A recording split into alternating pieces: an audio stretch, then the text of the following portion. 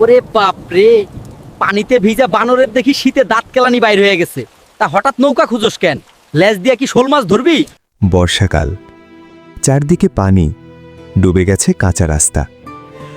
সেই গ্রামে ছোট্ট একটা নৌকা ছিল শিয়ালের। বানর দিন মজুর। বর্ষার পানিতে গ্রাম ডুবে যাওয়ার কারণে বানর মাছ ধরে। একদিন সকালে হঠাৎ বানরের কাছে খবর এলো, গ্রামে এক অসুস্থ বৃদ্ধকে দ্রুত ক্লিনিকে নিতে হবে, কিন্তু তখন পানি খুব বেশি। বানর এসে বলল, শিয়াল, তোর নৌকাটা দে, দেরি করলে বৃদ্ধ মারা যাবে। শিয়াল এক মুহূর্তও ভাবল না, নৌকা বানরকে দিয়ে দিল।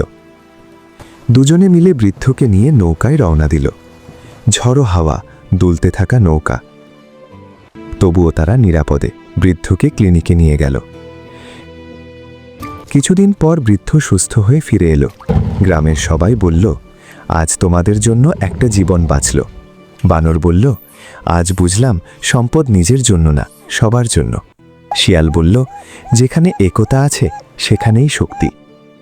সম্পদ নিজের কাছে রাখলে শুধু জিনিস বাড়ে, ভাগ করলে সম্পর্ক বাড়ে।